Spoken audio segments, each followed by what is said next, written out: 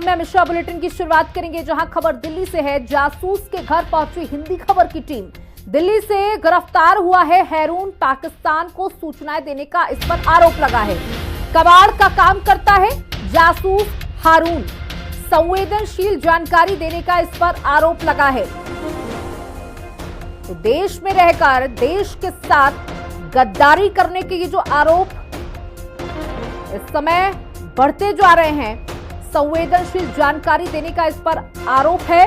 जासूस के घर जब हमारी टीम पहुंची तो तमाम तरह की चीजें निकल कर आई। दिल्ली से गिरफ्तार हुआ है ये हारून। पाकिस्तान को सूचनाएं देने का इस पर आरोप है। पहलगाम आतंकी घटना के बाद से लगातार भारत में रह रहे पाकिस्तानियों के खिलाफ ताबड़तोड़ एक्शन किया गया, लेकिन जब ऑपरेशन सिंदूर हुआ तो देश में एक अलग तरह की स्थिति सामने आई, जिसमें ये था कि कई लोग जो भारत देश के निवासी हैं, भारत में लंबे समय से रह रहे हैं, भारत के नागरिक हैं, वो भारत के दुश्मन देश पाकिस्तान के लिए जासूसी कर रहे हैं। और ऐसे लगातार केस सामने आते जा रहे हैं, चाहे हरियाणा के हिसार से हो, यूपी से हो या फिर दिल्ली से हो। इस वक्त मेरी मौजूदगी दिल्ली के सीलमपुर इलाके में है और मैं बिल्कुल उसी घर के सामने हूं जहां से नोएडा एटीएस ने हारून को गिरफ्तार किया है। हारून वो व्यक्ति है जो स्क्रैप का काम करता है, लेकिन स्क्रैप के काम के साथ साथ वो पाकिस्तान के लिए जासूसी करने का भी काम करता है। यहाँ पर कुछ लोग मौजूद हैं जो यहीं के निवासी हैं, उनसे बातचीत करते हैं और समझने की कोशिश करते हैं कि क्योंकि लंबे समय से वो यहीं रहता था, ये लोग भी यहीं रहते हैं, तो किस तरह की आप कब से जानते हैं भैया हारून को? देखो जी, हमें हो गए 25 साल रहते इस गली में। 25 साल से रह रहे हैं। बाकी बहुत अच्छे इंसान हैं, सारे भाई माँ बाप भी सही अच्छे हैं बेचारे। देखो, लेकिन अब क्या, हम तो जानते बचपन से ही हैं इन्हें और बहुत बढ़िया इंसान है जो बात है। अब कहने को तो कुछ भी कहना है, अब किसी को के जासूस हैं या आतंकवादी कुछ भी बना दो, लेकिन ऐसे कोई मैटर नहीं। इंसान बहुत बड़े सीधे इंसान है। लोग हैं इनके परिवार में और काम क्या करते हैं? देखो, एक भाई तो गैस का काम करते हैं, गैस सिलेंडर में गैस भरना।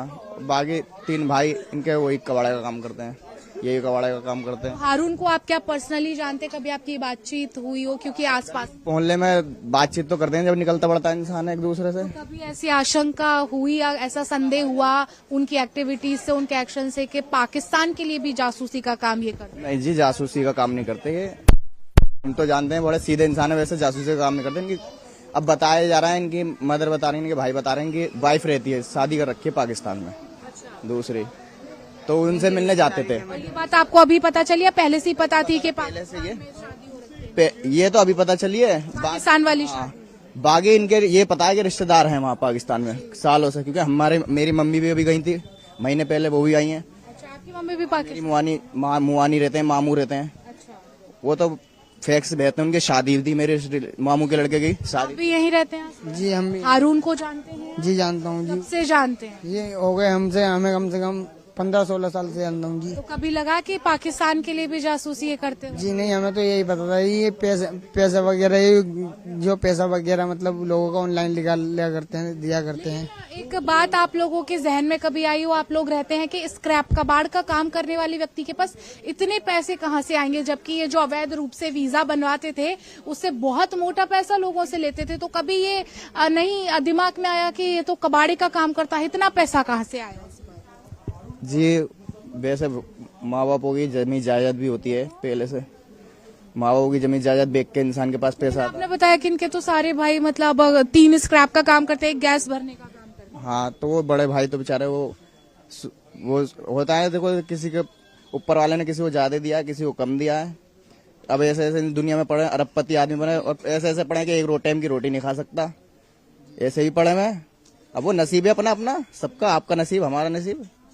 देखिए, यहाँ पर कुछ लोग मौजूद हैं जो हारून के ही आस पड़ोस में रहते हैं और इनकी तरफ से बताया जा रहा है कि हारून की एक पत्नी पाकिस्तान में रहती है और उसने 2 शादी की हुई हैं और एक पत्नी जो है वो भारत में ही रहती है। तो वहीं इसी वजह से हारून जो है लगातार पाकिस्तान हाई कमीशन के टच में था, पाकिस्तान हाई कमीशन में काम करने वाले लोगों के साथ संपर्क में था और उनके साथ में ना मिलकर सिर्फ अपने वीजा की बात करता था, बल्कि दूसरों के वीजा की भी बात करता था, दूसरों को वीजा दिलाता था, अवैध रूप से दिलाता था और उसके जरिए पैसा भी कमाता था।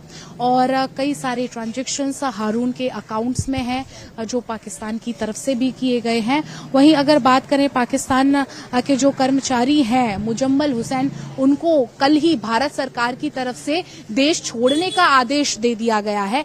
तो फिलहाल हारून जो है यूपी एटीएस की गिरफ्त में है, उससे पूछताछ की जा रही है और उसके कनेक्शन किन किन और लोगों से जुड़े हैं या किन किन जानकारियों को, भारत की खुफिया जानकारियों को, जो सुरक्षा से संबंधी जानकारियां हैं उनको साझा किया है, इनके बारे में फिलहाल जांच की जा रही है। कैमरामैन दीपक के साथ समीक्षा चौधरी, हिंदी खबर, दिल्ली। वहीं हमारी टीम ने हारून के भाई से भी बातचीत की है, सुनिए वो क्या कुछ कह रहा है। यूपी एटीएस ने सीलमपुर इलाके से हारून को गिरफ्तार किया है। उनके बड़े भाई शाहिद इस वक्त हमारे साथ मौजूद हैं। कब एटीएस आई, किस तरह से पूछताछ हुई, आपको क्या बताया गया? परसों आई थी एटीएस, घर पे आई थी। मैंने हारून यहाँ इसाले घर में रहता है, मैं आगे रहता हूँ 2-4 मकान छोड़ के। तो मेरे पास आई कि हारून यहीं रहता है। मैंने कहा हाँ, कह रहे हम पासपोर्ट ऑफिस से आए, तो उसे बुला दो। मैंने फोन करा उन्हें कि हारून की कहाँ पर है, कि मैं वो यहाँ पे था घर पे। तो मैंने ऐसे पासपोर्ट ऑफिस आया तो आ गया वो। तो कह रहे कि ऐसा हमारे शर्मा बैठे हुए हैं, उनसे बात कर लो थोड़ी सी। अब जो पाकिस्तान से आए ना, जो बवाल हुआ था अभी, उसके बाद जो है उनसे इंक्वायरी कर रहे हैं, बस 2 मिनट की बात है, अब चले आना। वो साथ चला गया उनके। फिर किसी ने थोड़ी देर बताया कि वो तुम्हारे भाई को स्कॉर्पियो में उठा के ले गए। तो हमने कॉल मिलाई तो उन्होंने उठाया नहीं, 5 दफा कॉल उठाया नहीं, 6ठी दफा में उन्होंने स्विच ऑफ हो गया। फिर हमने 112 पे कॉल कर दी। फिर हम थाने गए तो कह रहे हमें कोई जानकारी नहीं है चीज की। फिर हम जो वेलकम में वो है डीएसपी का ऑफिस, वहाँ गए। वहाँ भी उन्होंने कहा कि ऐसा कंप्लेंट कर दो, ऐसा कोई हमें भी जानकारी नहीं है हमारे पास। तो फिर रात को एसओसी साहब का फोन आया कि ये नवेटा के अंदर ये टीम उठा के ले गई है, बाकी इससे हमें जानकारी हमें नहीं मालूम। फिर कल सुबह जो है 8 बजे उनका ही फोन आया ITS वालों का कि हम लखनऊ ले आ रहे हैं आपके उनको, आप लखनऊ आ जाओ, कोर्ट में ले आ रहे हैं। तो हम वहाँ पहुंचे लखनऊ में, हमें देर हो गई तो 3:30 बजे वो लखनऊ पहुंचे कोर्ट, हम पहुंचे 5 बजे।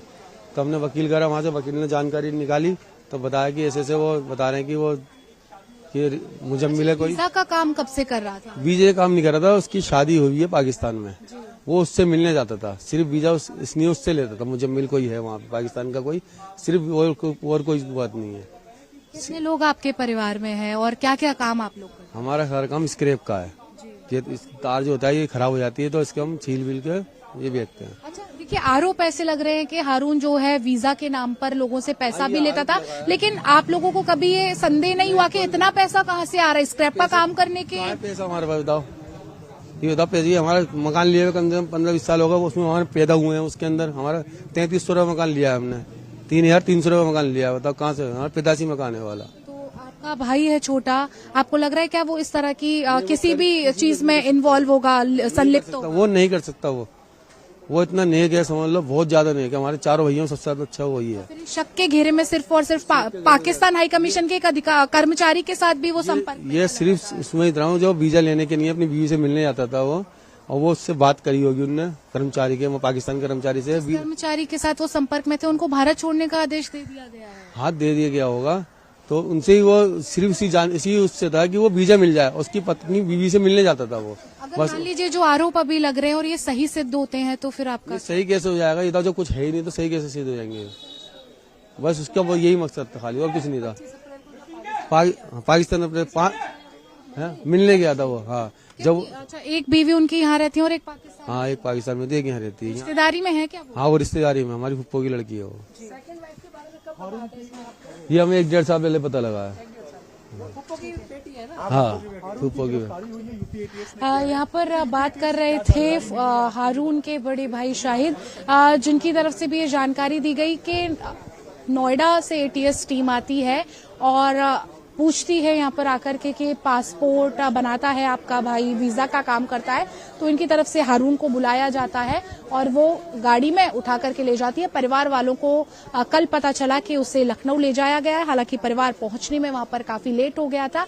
तो अभी आगे की कार्रवाई की जा रही है, लेकिन परिवार जो है अभी भी सदमे में है कि इस तरह के आरोप कैसे लग रहे हैं। कैमरामैन दीपक रामपाल के साथ